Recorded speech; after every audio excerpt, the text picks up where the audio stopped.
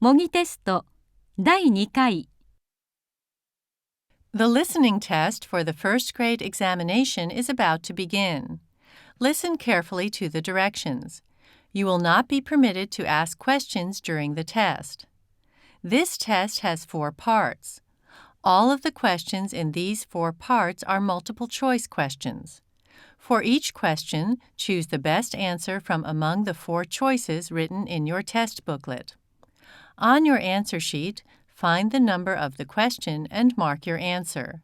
You are permitted to take notes for every part of this listening test. Now, here are the directions for Part 1. In this part, you will hear 10 dialogues, number 1 through number 10. Each dialogue will be followed by one question. For each question, you will have 10 seconds to choose the best answer and mark your answer on your answer sheet. The dialogue and the question will be given only once. Now, let's begin. Number 1. Hi, Jane. Did you hear about the boss's plan to get rid of all our overseas facilities? Hi, John. Yeah, I sure did. The way I'd sum things up is that there is a danger of throwing out the baby with the bathwater. I couldn't agree with you more. I realize that some of them need to go, but maybe we need to show the boss that he may be going too far. Agreed. Let's work on a coordinated strategy to present at next week's staff meeting. Question. What is the basic attitude of the speakers?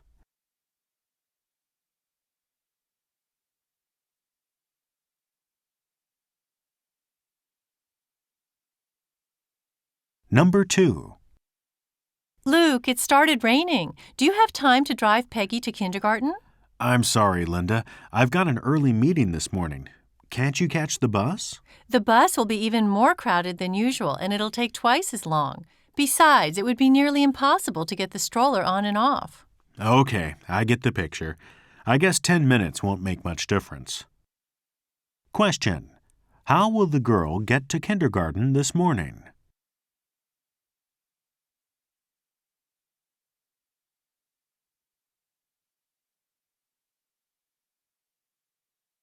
Number 3.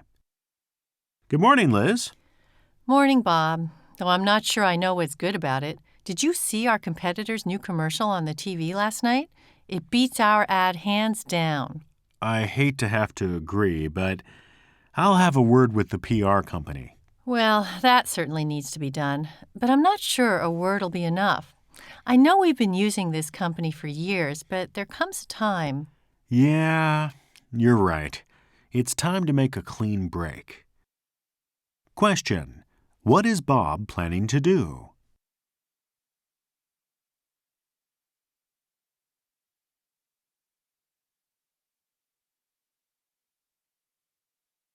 Number 4.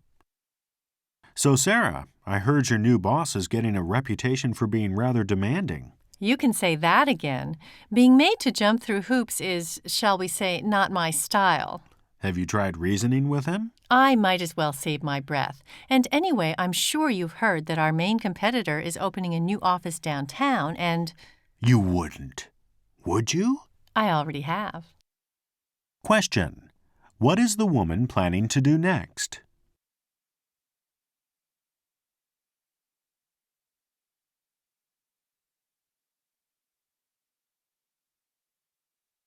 Number 5. Excuse me, ma'am. Yes, looks like you don't have a menu yet. Here you go. Thanks, but I've already ordered. Oh, did you want to change your order, sir? Actually, I ordered a breakfast set at least 15 minutes ago, and it still hasn't come. I'm really sorry, sir. Let me go and check to see why it's taking so long. Could you please tell me what you ordered? Yes, I think it was called the Hearty Breakfast Set. 2 fried eggs over easy, hash browns, sausages, and bacon. Okay, let me go check. I'm really sorry about that. Here you go, sir. We've added an order of toast for you. Would you like me to top up your coffee? Yes, please. Thanks. No problem. Enjoy your meal. Question. What was the man's problem?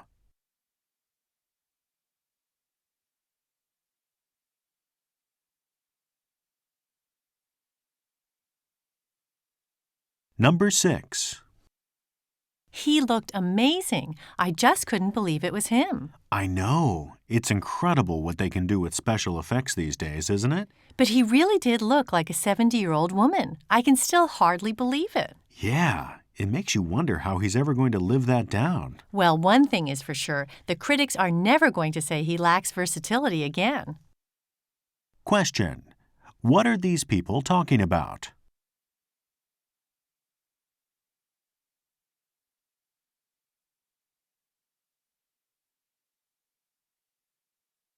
Number 7. Hello, Janet. It seems that sales for our new educational software are fairly stagnant. Any ideas why this might have happened? Well, disposal income for consumers is at an all-time high, so that's definitely not a problem. Our advertising TV campaign has been quite popular, so the word of our product is definitely getting around. That makes me even more concerned. This was supposed to be our big hit of the summer. If things don't start picking up soon, we could be forced to lay off some employees as early as next year. Product sales do tend to be slow during the summer break, but as our back-to-school campaign starts, sales should begin to rise. I hope you're right. Winter bonuses and this company's future could well depend on what happens in the next 3 months. I'm quite confident there should be a turnaround in the near future. Question. What is the man concerned about?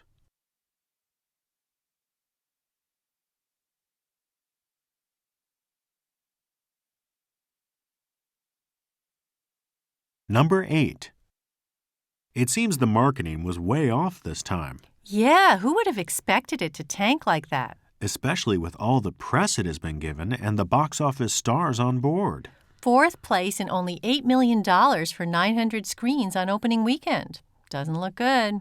Just goes to show you the public is tiring of the same old stuff. Question. What are they talking about?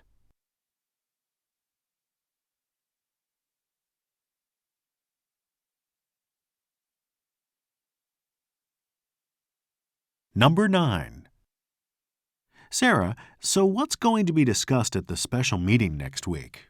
It's a secret, but I heard we're merging with S&T. Wow, that's big.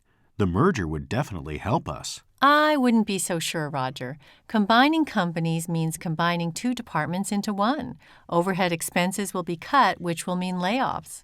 And that even includes us engineers? If the cuts make the company more efficient, yeah. I think marketing and HR will be hit the hardest, but it could be others too.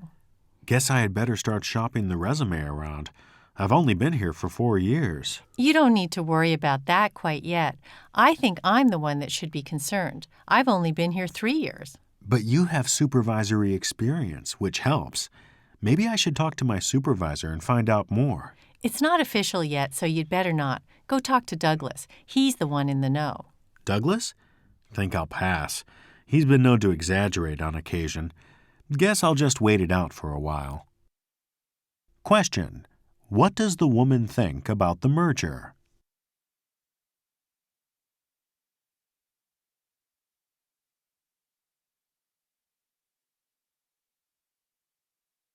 Number 10. Good day, sir. Good day, madam. I'm Judith Albridge. Welcome to the new country life development. Well, this is the cabin as described in the brochure we sent you, and all the space you can see behind the cabin is your garden. Sounds to me like a lot of extra work. Oh, come on, George. A spot of gardening would help you get rid of some of that weight you're carrying around. True, but I'm not sure I'm up to it. Ms. Albridge, I remember from the brochure that you offer a cleaning service. Is that right? Yes, indeed, madam. For just a small annual fee, we take care of all the cleaning for you. Overall, though, it's still pretty pricey as I remember.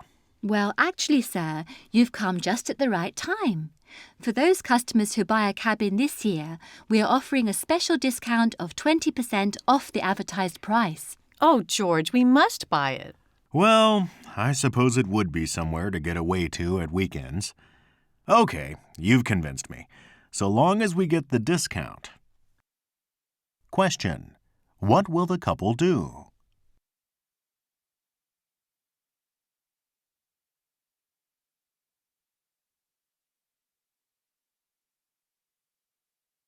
Here are the directions for Part 2. In this part, you will hear 5 passages, A through E. Each passage will be followed by 2 questions, number 11 through number 20. For each question, you will have 10 seconds to choose the best answer and mark your answer on your answer sheet. The passage and the questions will be given only once. Now, let's begin. A. Nanorobots. The film Fantastic Voyage tells the story of how a submarine containing a team of doctors was miniaturized and injected into a scientist's body. Even now, about 40 years later, the idea of reducing people to microscopic size is still pure science fiction. But in the rapidly expanding field of nanotechnology, the idea of using infinitely small devices to cure specific diseases no longer seems quite so fantastic. The crucial difference is that with miniaturized submarines, you start with something big and shrink it. But with nanotechnology devices, you start with very small bits of matter and build them up. Of course, as with any new field, there are also fears about misuse or unwanted consequences. With examples like the use of DNA in computers in mind, some scientists have speculated about self-replicating bacteria getting out of control.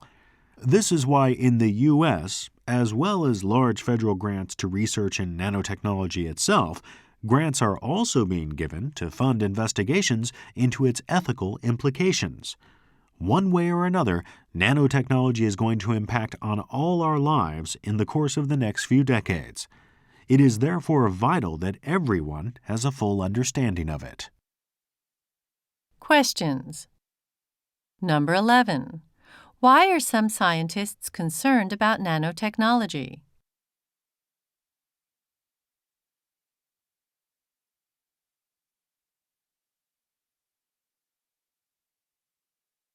Number 12.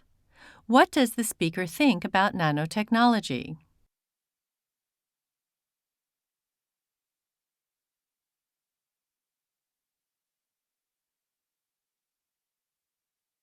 B. The changing position of women. For centuries, women have been considered inferior to men in many Western societies. The biblical story of Adam and Eve, in which Eve was created after Adam, was used to justify their inferior position. Although some exceptional women rebelled against the conventional view, in general a man's job was to go out and work, while a woman's job was to stay home, cook, and have children. But then in the 20th century, 2 world wars provided the primary stimulus for change. When all the able-bodied men had to go off and fight in the battlefields, their jobs were often taken over by women. People saw that women could do many jobs outside the home as well as men could, and sometimes better. Opening up higher education to women also made it easier for them to have independent careers. But one result of this has been that in many cases, women have had fewer children and the birth rate has fallen, resulting in serious social problems. So now society has to decide whether to try and turn the clock back and return to the way things were a century ago, or whether to try and find a way of enabling women to have children and an independent career at the same time. Questions. Number 13. What did people use as the justification for seeing women as inferior?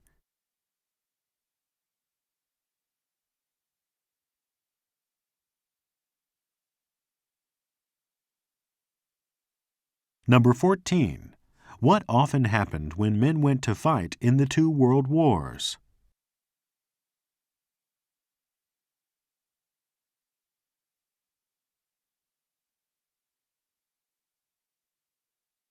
C. Urban riots. In April 1981, in Brixton, South London, there was widespread rioting. Cars were set on fire, windows were broken, and hundreds of people were arrested. In November 2005, many towns in France, first those around Paris, and then other regional towns, also saw widespread rioting, with cars torched, windows broken, and many people injured. In both cases, the root cause was large-scale poverty and deprivation. In the British case, most of the rioters were young black people, and in the French case, people of Arab or North African ethnic origin. In both cases, they were citizens of the countries concerned. They felt that they had suffered discrimination in housing, education, and employment, and it took just one spark to set off a riot. The root cause and the symptoms of the problem are fairly clear, but the solution is far from simple. Some right-wing politicians blame immigration, but in many cases, the families concerned have lived in the host country for several generations. After the Brixton riots in Britain, the government launched a large-scale urban regeneration program, and this has been quite successful. However, there is still a lot of poverty and deprivation in all the world's major cities, which means that there are still a lot of riots waiting to happen. Questions. Number 15. What is the main link between the riots in France and the riots in the UK?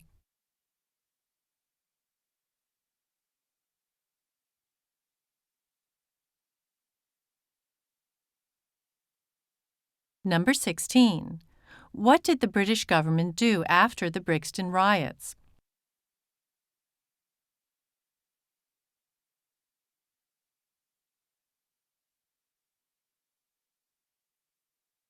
D. Igloos make chicken keeping easy. One British marketing success in 2004 and 5 has been the Igloo, spelt E-G-L-U. Igloos are produced by the British company Omelette, and the co-founder of the company said of them, "The Igloo is the first ever major rethink of domestic chicken keeping." It is well known that children who keep pets become more self-reliant, and that keeping pets helps to offset the stress of modern urban living. Omelette has successfully capitalized on this knowledge by offering people the chance to have a different kind of pet, with the additional benefit of having fresh eggs every day. The Igloo was designed by 4 graduates of the Royal College of Art in London. The original intention of the designers was to find a way of enabling people to get close to their food and improve their quality of life. Igloos are semicircular in shape and come in many different colours. They will house 2 to 3 chickens and come complete with a chicken run of about 2 square metres in area. Thus, the chickens are free to run about and hunt for worms, while foxes and other predators are kept out. Whether families will want to have their pets for dinner when their egg-producing days are over remains to be seen. Questions. Number 17. What was the basic motive of the people who designed the igloos?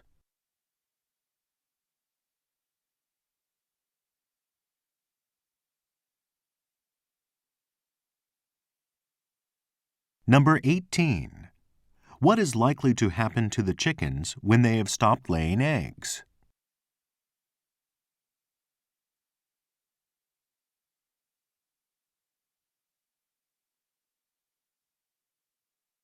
E. Chaos theory. Today, we're going to examine why it's so difficult to make accurate weather forecasts for more than a short time ahead. To find the answer, we need to look at a relatively new science called chaos theory. The father of chaos theory is a meteorologist called Edward Lorenz. In the late 1960s, Lorenz was working on weather forecasting at MIT. In the course of his work, he discovered that very tiny variations in the initial weather conditions could produce large variations in the final results. It had previously been assumed that initial variations in weather conditions of less than 0.1% could be ignored. Lorenz showed that these minor variations in the weather should not be overlooked, and the theory that was developed on the basis of his observations came to be called chaos theory. In practical terms, Lorenz's findings meant that it was impossible to predict the weather accurately for more than a few days ahead, and that is still the case today. Later on, the same theory was also applied to a range of different social sciences, ranging from economics to healthcare. In all these fields, the initial conditions involve human behavior, and because human behavior is unpredictable, accurate forecasting is very difficult or impossible. Questions. Number 19. What is the main idea behind chaos theory?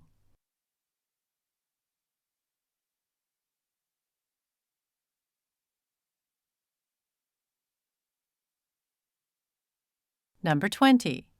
Why is accurate forecasting in the social sciences difficult?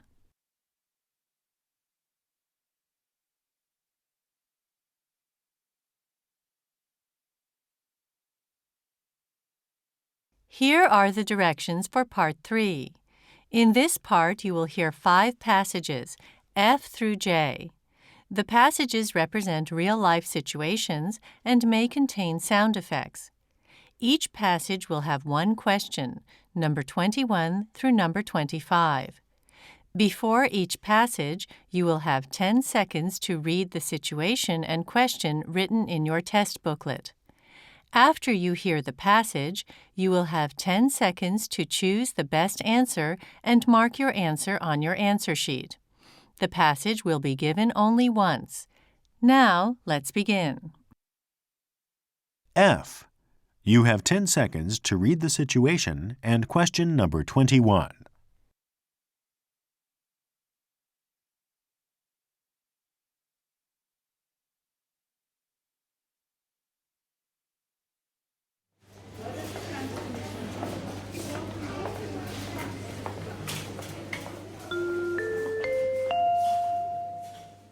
Attention, everyone. This is an emergency announcement. A fire has broken out on the first floor of the store. It is a relatively small fire, and we are confident that it can be contained, but as a precautionary measure, we are evacuating everyone from the building. Remain calm and do not panic. Please refrain from trying to use the elevators. Do not try to use your cell phone until you are outside the store. Certain members of the staff have been designated to act as leaders in this situation. Stay where you are until you see a designated member of the staff. Each one will be carrying a loudspeaker and will guide you to the nearest emergency exit. We repeat, there is no need for panic. The fire is being contained and you will be perfectly safe if you follow these instructions. Now mark your answer on your answer sheet.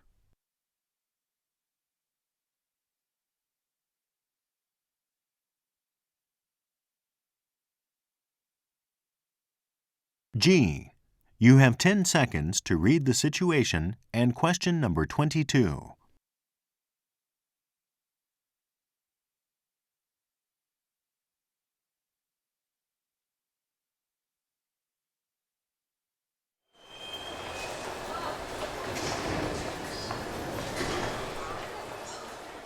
Attention, all passengers waiting to catch the 10:30 express bound for Scotland. We regret to inform you that the departure of this train is delayed due to the late arrival of the train from Scotland. It appears that the late train suffered engine trouble and will have to be inspected. Details of the expected departure time and departure platform will be put on the departures board in the main entrance hall of the station. Please check it periodically and wait for a further announcement.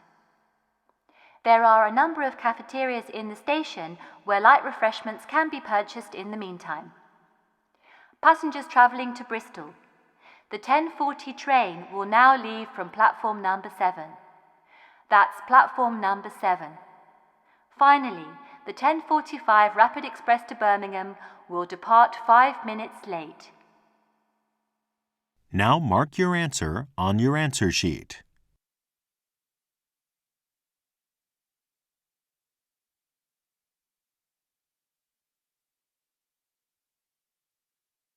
H.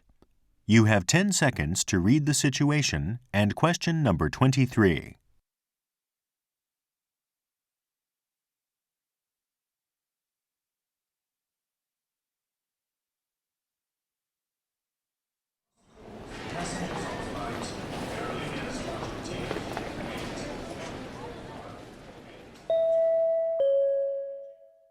Attention all passengers. This is an emergency announcement. Due to malfunctioning of our basic computer system, We have become unable to process inbound or outbound aircraft. As a result, all flights are cancelled until further notice. Technicians are now working to identify the problem. It is expected to take at least 12 hours for the system to return to normal, but we hope to have some planes back in service rather more quickly.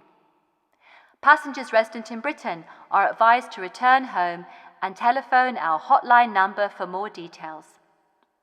Domestic passengers wishing to inquire about refunds should ask for details at the check-in counter of their airline.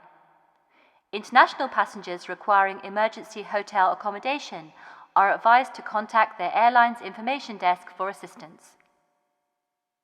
Now mark your answer on your answer sheet.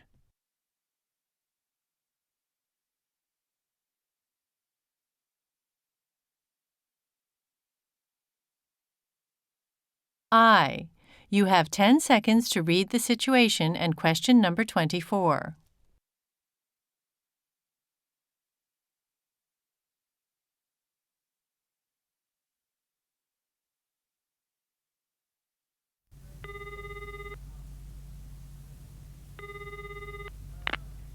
Thank you for inquiring about the possibility of working as a volunteer at our hospital.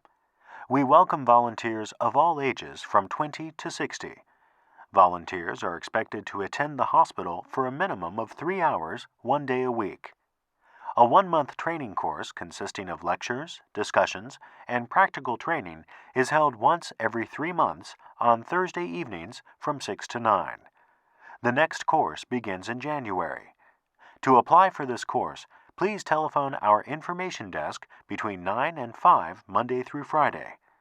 If you would like us to send you more details before applying, please leave your name and address after the beep at the end of this message. Now mark your answer on your answer sheet.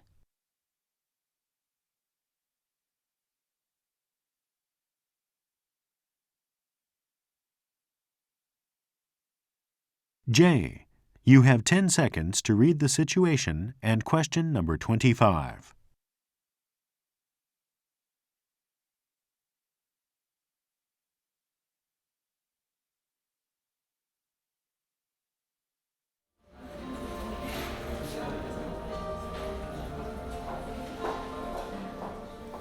Welcome to the newly renovated Good Life bookstore. We would like to inform customers that as a result of the recent renovation work, some categories of books have been moved away from their previous location. You will now find books on skincare and organic cosmetics on the basement floor, where we also now offer a small selection of incense and essential oils. Books on hiking and other outdoor activities are now located in the rear section of the first floor.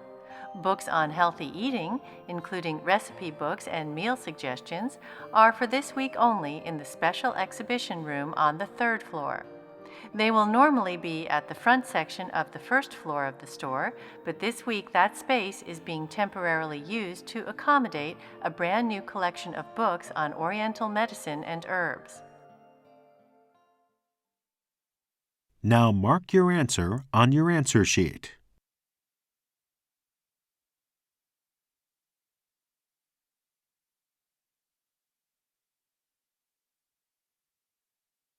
Finally, here are the directions for Part 4.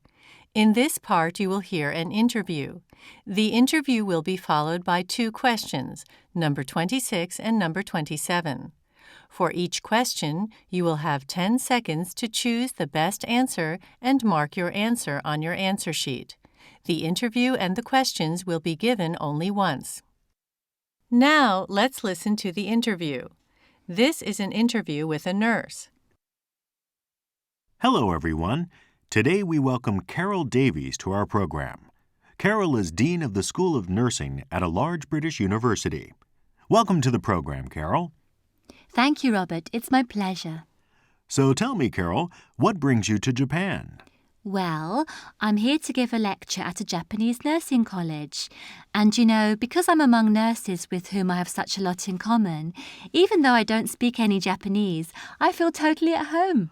What you are saying, I think, is that by being a nurse, you are part of a global community. Exactly. That's wonderful. So, what stimulated you to take up nursing initially? I think mainly my personal circumstances. You see, my mother died of cancer, and even after the doctors had given up on her, it was the nurses who continued to give her their total commitment right up to the end. And it was then that I decided that's what I want to do with my life. I can understand that as a motivation. So, looking back over your career, how would you sum up, on the one hand, the main plus points of nursing, and on the other hand, the problems? Well, plus points first, opportunities to travel to advanced and developing countries, the knowledge that your skills will always be needed, a wide range of specialities within nursing, and, as I mentioned earlier, the feeling of comradeship with other nurses everywhere. Next, the problems. I think the main thing here is that nursing can be very demanding, physically and emotionally. Maybe there's some friction among the staff. You've had to deal with a succession of difficult patients, had to work extra time because of a staff shortage. There'll be times when you feel everything is getting on top of you. But you know, even in that sort of situation, you remember that you hold people's lives in your hands, and you discover within yourself resources that you didn't know you had. So, Carol, what advice would you give to young people wanting to take up nursing? It's difficult to give a short answer, but to all young women and nowadays, slowly but to an increasing extent, young men who want to be nurses, I'd say, firstly, of course, get a degree in nursing from a good nursing college or university. Get a thorough grasp of all the technical knowledge you need, but never forget that the foundation of nursing is human caring. Make sure that you keep yourself fit, read as widely as you can, and develop a positive outlook on life. That's very good advice. I wonder, to close, could you give us an anecdote from your experience?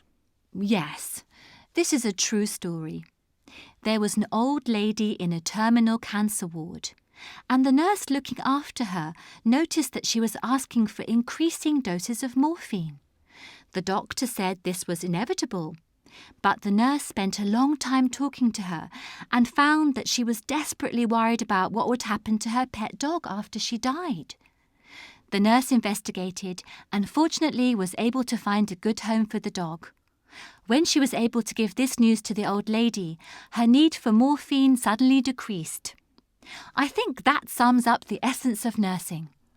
What a heartwarming story on which to end. Thank you, Carol, for joining us. Thank you, Robert. It has been my pleasure. Questions. Number 26. What stimulated Carol to take up nursing as a career?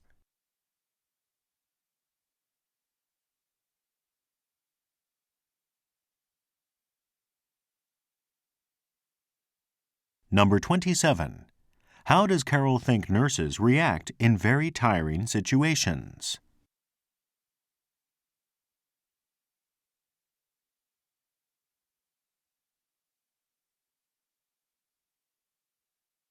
Your time is up. Stop writing and wait quietly until the answer sheets have been collected. これでこの CD は終わりです。